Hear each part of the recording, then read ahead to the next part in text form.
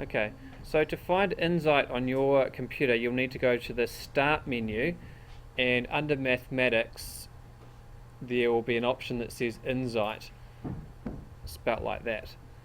And we do use these visual inference tools later in the year, but for the beginning of the year, we just use the basic iNZight program. So it'll come up with this, and you'll click Run iNZight, and it'll take a few minutes to load.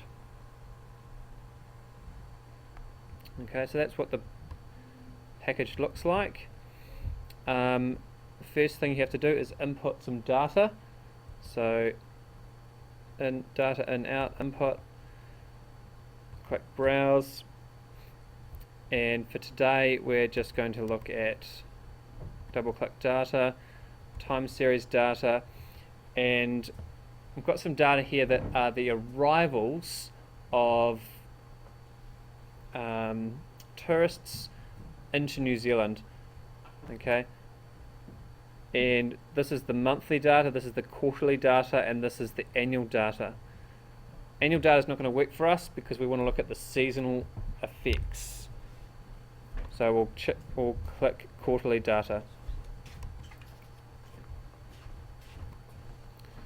Okay, and the data gets inputted into these columns. You can see how there's these variables: date, Australia, China, and there's a few others. You can click what those variables are and have a look. From here we're going to click on Advanced, and we're going to tell it we're interested in just time series graphs. Okay, and another window pops up, and basically if I want to look at just Australia, the arrivals of just Australians into New Zealand, I would click Australia, and I could click 1, 2, 3, 4, 5 graphs. Won't do that just yet. I'm just going to highlight them all for a moment. So hold down Shift, highlight all the arrivals into New Zealand from those 4 countries, and then compare the series. Okay, so obviously time is along the bottom, and you can see what's actually happening with the different arrivals from different countries over time. And the data only goes up to 2012. You can see the CMM line, the blue line. You can see the raw data. The raw data is a bold line. And this trend plus seasonal is effectively the model. Like on Excel it was ASE plus your trend line equation. So that model, and you can see the model doesn't quite line up with the actual, obviously, because there's all these noise things that happen, and you get discounts on travel, and there's all these different things. There might be a weather disaster one year, and so the model doesn't always, or never lines up perfectly with the actual.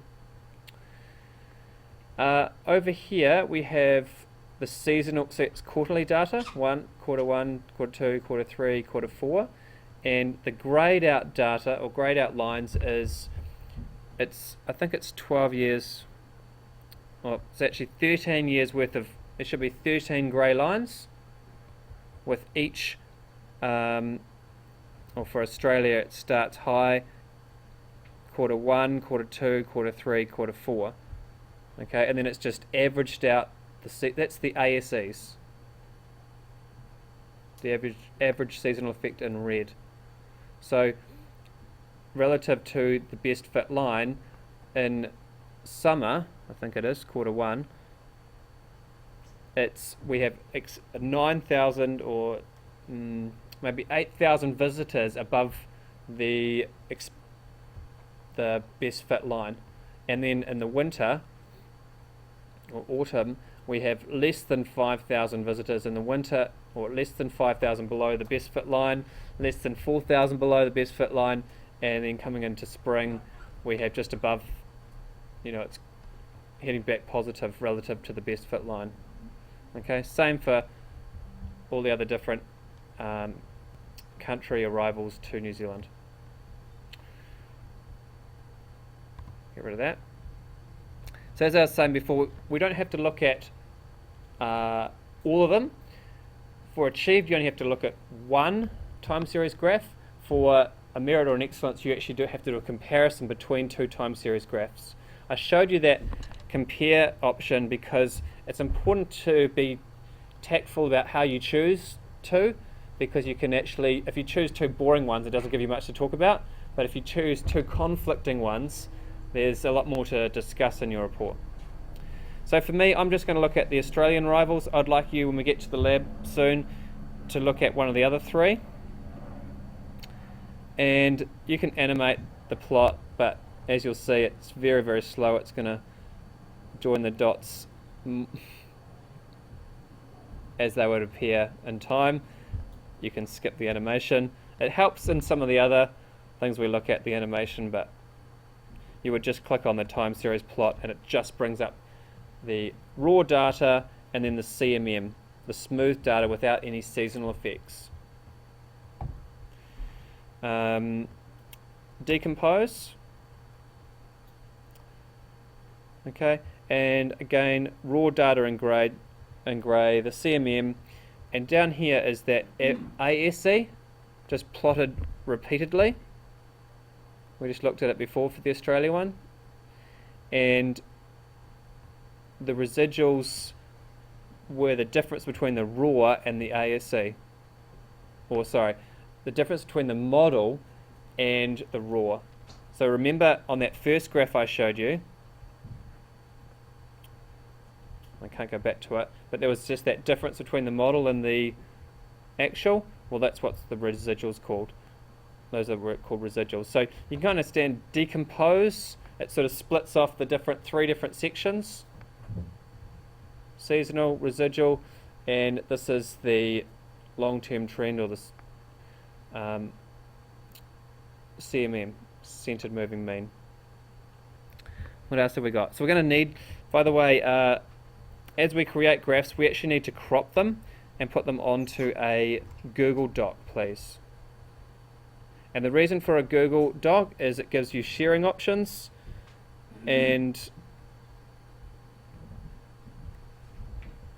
I'd like you to be able to share it with me for one, and I'd also like you to be able to share it with others at a certain point. Who's never created a Google Doc? Excellent. The trick is just to make sure you're signed in as your. See, I'm signed in as my personal account. It's best if you just keep everything you do at school should be in your school account.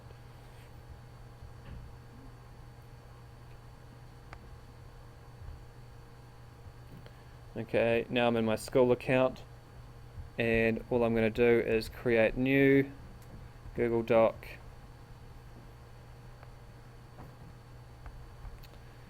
I'm going to call it by your name first, because I might be looking at these, and then this is Arrivals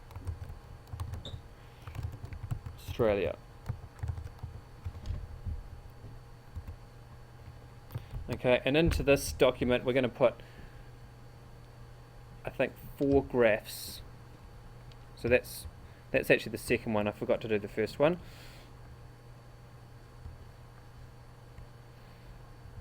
You can move them around later.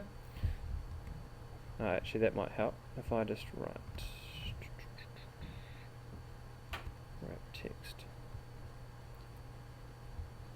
I wonder if I can get it. Okay, that was the first graph, or second graph rather. The other graph that I want is just the base. I want the basic time series graph.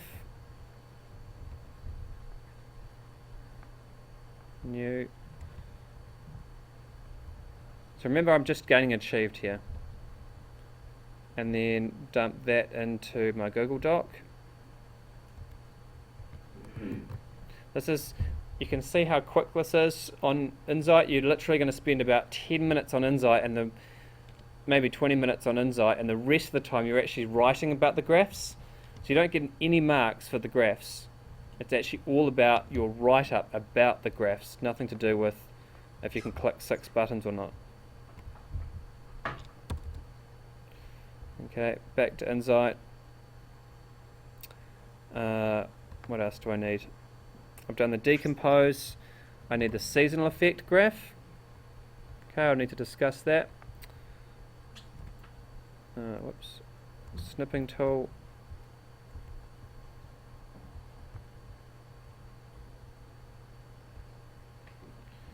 And that's going to go on my Google Doc.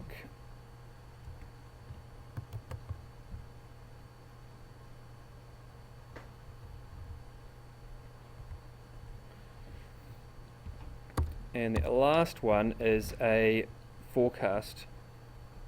And there it is there. So it's basically time series plot, decompose, seasonal effect, forecast. Those are the 4 graphs.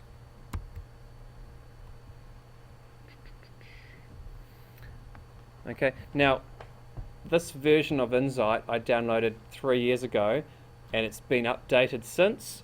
I need to re-download another one, because when you click it in the computer lab, it'll come up with another little table that actually gives the digits for these predictions, and the digits with that. Remember, time series, it's about predictions. If you don't predict,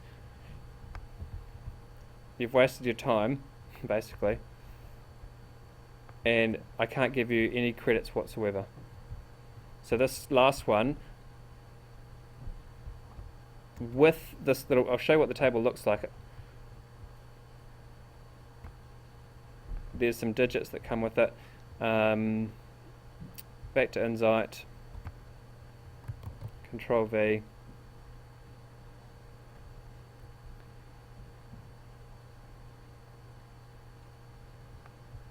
should have landed there somewhere. There it is. And just that other table I was talking about looks like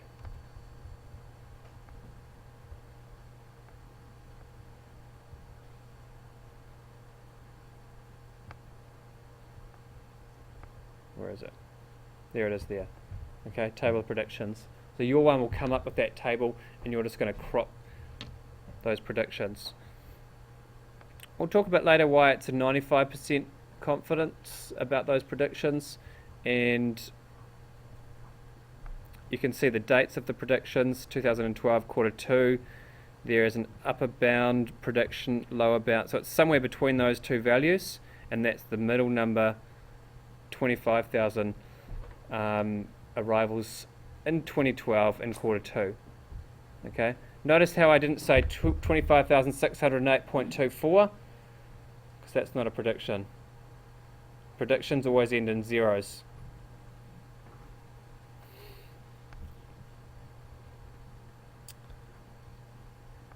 You can see the shadowed line, that's the interval, if you like, to show that the prediction is somewhere between the two dotted lines. And notice that as time goes on, that widens.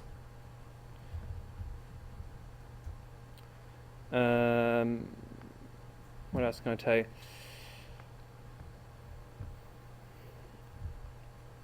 So this is, I put this up on the Weebly. This is your skeleton achieved report. It's got an introduction, it's got the time series graph, it discusses the long-term trend,